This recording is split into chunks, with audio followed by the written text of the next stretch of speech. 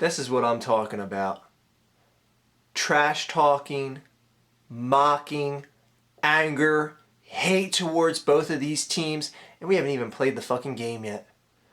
This Sunday night, everything could be all tied on top of the NFC East. We could have 3 teams at the end of the night tied. It is, unless the Eagles have something to say about it.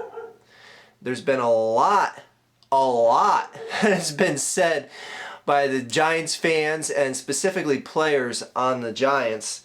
A little bit fired back from the Eagles, but mostly from the Giants end, which is all well and good. I like trash talking. I like seeing trash talking to get hype for the game, to get things worked up, to get things more interesting. This is a primetime game. Both teams are going to be in the spotlight, and this is to stake the claim of who deserves to be on top of the NFC East. This is rivalry football.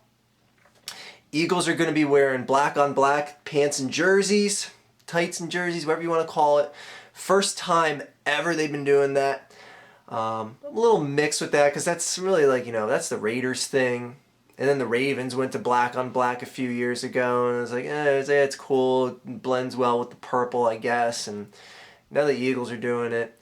And everyone in the crowd is being instructed, hopefully the word gets around by game time, instructed to wear their black Eagles jerseys if they have one. Go out and get one for game time. Anyway, it should be cool to see how that turns out. They're going for a quote-unquote blackout. Anyway, this game, I'm torn. I'm honestly torn. And I was even flip-flopping as to who I think is going to win this game as early as last night. Because I can tell you right now, the Eagles are the better team. But you cannot deny the fact that the Giants are just flat out playing better football. Specifically over this 3-game stretch, not so much the first 2 weeks of the year. If you want to look at things in totality, the Giants really don't look that much better because those first 2 weeks were so bad to the point that Giants fans set fire to Eli Manning jerseys. And now here we are 3 weeks after that, and they're like, oh, no, we love Eli. He's doing great. Oh, sorry, we didn't mean to burn your jersey, buddy, but we want you here. But then they'll be burning them again because New York Giants fans flip-flop like that. But anyway, this game, even just thinking about it in my head right now, it can go either way. I could see it being a blowout either way. I could see it going into overtime and just a field goal ends up winning the game. But one thing is for certain. There's going to be a ton of tension in this game because both sides, like I said, given this national TV platform on Sunday night and Sunday Night Football being the game to be on, and the Cowboys probably losing against Seattle, even though I have them predicted to win, that's going to free up that top spot here in the NFC East. And if the Giants win, we have 3 teams tied on top of the NFC East going into Week 6. Oh my goodness, or coming out of Week 6, excuse me.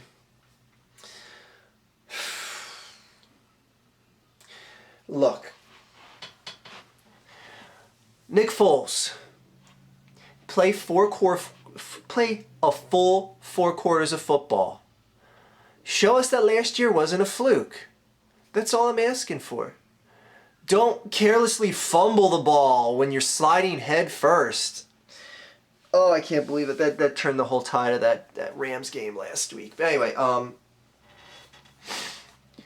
Shady McCoy.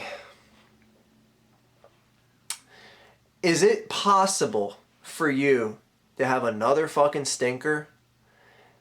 What more motivation do you need to thrive, son? Take this moment, take this game to show the nation that you're still one of the best running backs in the league. And it's factors like Nick Foles and Shady McCoy that make me say, the Eagles are the better team. It's just that the Giants are playing better football. Because if you get that Nick Foles from last year, if you get that shady LaShawn McCoy from last year, the Giants will not win. There's no way they can beat that. It's the part of them showing up and actually playing to their potential that is the sticking point. Are you really going to lose to this Giants team? This Giants team that has been talking shit, the players that have been talking shit and sticking their foot in their mouths and looking like idiots. I'm sure we all saw that picture. Well, if you didn't see it, I'll show it to you right now. It's a picture of, and I'll put it on the screen here, it's a picture of Damian Rogers-Cromartie, Prince Amukamara, and someone wearing a Eagles jersey saying 0 Super Bowls. And you see both Prince and DRC standing to the sides, holding up zeros. I can understand, like, a Giants fan using this as a point of attack to say, hey, you got 0 Super Bowls. It's something that Super Bowl winning teams fans do. But I'll be damned if I'm going to sit here and just accept someone like DRC doing that shit. Someone who's been passed around in this league like a hot potato. Someone who, if I can remember correctly, played for the Philadelphia Eagles. So him signifying 0 Super Bowls for this team is acknowledging the fact that he played for this team, and playing for this team and not winning a Super Bowl means you are partly responsible for that very fact. This fucking knucklehead. Let me remind you, DRC, how many Super Bowls did you win with the Cardinals? 0. How many Super Bowls did you win with the Eagles? 0. How many Super Bowls did you win with that Denver Broncos team that made it to the Super Bowl? Oh, 0. How many Super Bowls have you won with the Giants so far? 0. You've been passed around this league like a little bitch that no one wants. And you're going to be mocking another team? As a professional athlete, what the fuck is your problem? You're going to mock another team for not winning any Super Bowls when you yourself have none? When you yourself has been passed around like an unwanted child? Oh my God. And the sad thing is that guy's probably going to just shut down Riley Cooper the whole game. They're going to stick him on him, and he's probably going to have a good game. He'll probably have a pick six or something like, and just to know that he's going to get the satisfaction of being like, yeah, I talked shit and I backed it up, even though I still got no rings. And then there's Jason Pierre-Paul. Oh, someone was interviewing this doofus, and they said, how do you feel about the Eagles? He said, yeah, well, the Eagles are 4-1, but they've been lucky to be 4-1. They could just as easily be 0-4.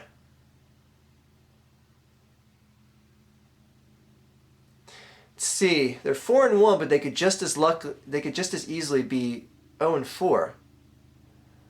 No, actually, it would be impossible to be 0-4 because the Eagles have played 5 games up until this point. Eagles, is this the team you're going to lose to? These trash-talking punks that can't even talk trash or photograph trash correctly? 0 Super Bowls. You should be 0-4. So, all that as extra motivation for this team. If this doesn't motivate you to play, if the primetime spotlight doesn't motivate you to play at your peak performance level, Eagles, then it's going to be a sad state of affairs. Now, granted, I'm not going to sit here and say, oh, season's over, the Eagles lost, they're 3-2, oh my goodness, because there's a number of variables that are going to make this team better, of which is Michael Kendricks coming back. There's a couple guys injured on their offensive line still. Evan Mathis is still out. Jason Kelsey is still out. And it's looking like D'Amico Ryans is not going to be able to play this Monday night. So you have your 2 best linebackers out in this game, and I think Eli Manning is going to exploit the fucking shit out of that. And I may sound crazy. I think the Giants are going to put up a lot of points in this game, but I think the Eagles are going to put up just a little bit more. That might be just the fan in me talking and clouding my judgment, but I'm predicting the Eagles to win this game, and I'm predicting it to be close. I do not see a blowout in this game. Would I be stunned if there was a blowout? Yeah. But in all reality, if we don't have D'Amico Ryans and Jason Kendricks in the middle of the field there, it's not going to be good. It's not going to be good. You're going to be relying on, oh God, I don't even want to think about it. We're going to have Acho and Matthews And you know what? We really should have went after a linebacker in the first round of the draft this year to shore up that secondary. Oh, wait, we did! Smith can't even get on the fucking field to play, and he's a first-round draft pick for the Eagles. Don't even get me started on that. Anyway, I'm predicting the Eagles to win this game because I just think that they're going to be more motivated, and if knowing enough that you're the better team, that you can be the better team, and that this is the chance to fucking prove it. This is the chance to prove it. Giants are coming in red hot off of 3 wins.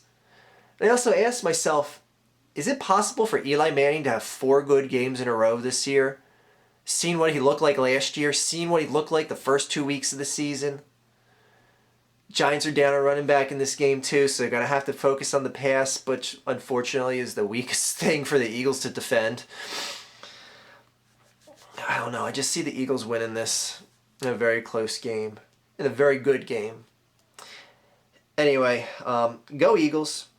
Fuck DRC, fuck Jason Pierre-Paul, and as always, fuck the Dallas Cowboys. God, Seattle, show up and win. Show up and win at home, please. Please. Have a good day, everyone.